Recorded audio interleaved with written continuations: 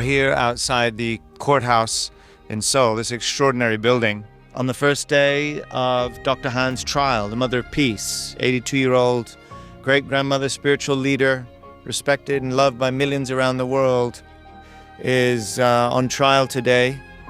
And we brought a small delegation of friends, Christian pastors, to be here at least to pray, and to maybe one of us will be able to get in. We'll see. We don't know at this point, but we're here.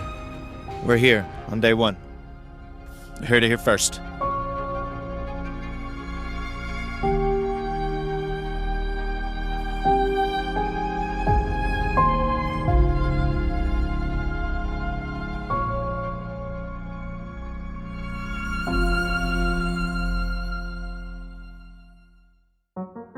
Just came out of the morning sessions, basically both sides setting up their arguments, rules of the game, really. And the tone was professional, calm. Dr. Han was in the room with her lawyers. We couldn't see who else was in there, but this was sort of an unprecedented amount of supporters coming in. I believe there was 2 overflow rooms full of people listening in and watching on monitors, alongside the main room full of folks. This is just the first morning, and the first day is all about setting up the rules of the game, how they're going to submit evidence. But we're here with our friends from America. We're here with Pastor Mark Burns, who came here specifically to attend the first day of trial with Dr. Hak Ja-han, the Mother of Peace. First impressions, Pastor? You know, my heart just goes out for the Mother of Peace.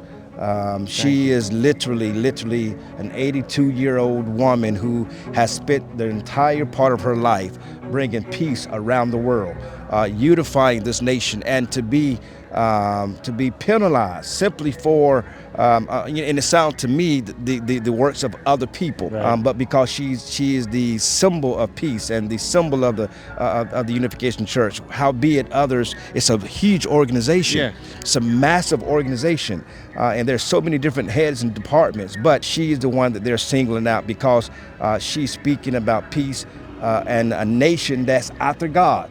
Not a nation after Mother Moon, but a nation after God. That's right. Reverend Duckley, thank you so much for your leadership. Thank you. All that you're doing for the Mother of Peace and for religious freedoms around the world. You are such a selfless leader because yes, we are here outside the courtroom where we witnessed the Mother of Peace and her attorneys begin to argue, the prosecution began to argue, setting up the stage for the trial.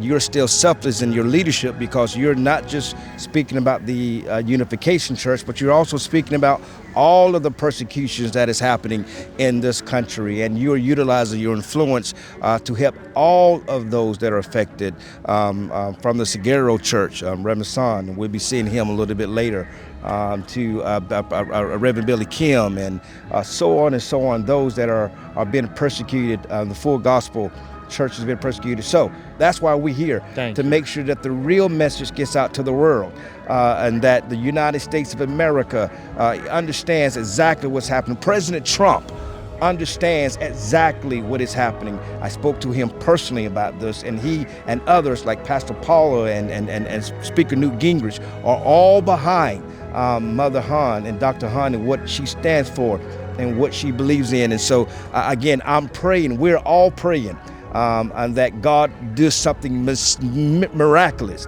He did it for Paul, he did it for Peter. I know he could do it for Mother Han. Thank you. Thank you, Pastor. Bless you. God bless you, bless brother. You, God bless you. We got Pastor Greg Locke here. Let's see if any impressions from Pastor Locke. It seems to me that they know that there's been a religious violation, and then they just build a case around it after the fact. It's like they're working backwards. It's pretty easy to see, even from America. So I think it's going to be interesting. But I mean, at the end of the day, this is a violation that could affect every single religion and denomination in this entire nation, and really in the world. And so the world's watching. And what you just said is key, because it's not about any one religion. And that's why the world should watch, because it's just a matter of a domino effect. Yes. And interestingly, they've come after a bunch at the same time in Korea. Yeah. You'd think that they'd be more careful about it. Yeah, they've crossed all lines already, religiously already. And so I think they're just trying to build their case, but the Lord's going to win. Thank you for being here, Pastor. Absolutely.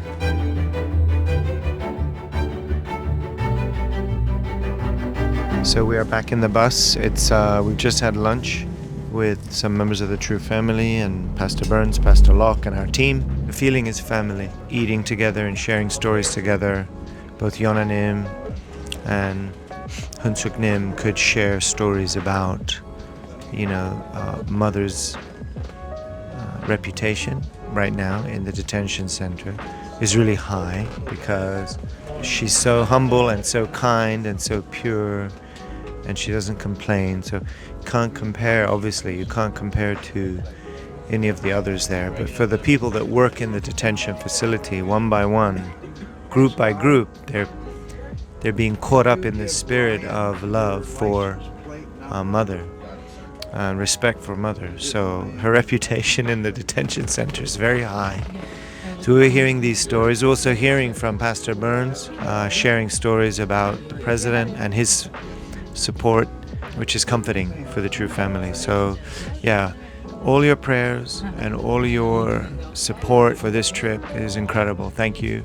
And just trying to keep you posted for how it's going. Thank you.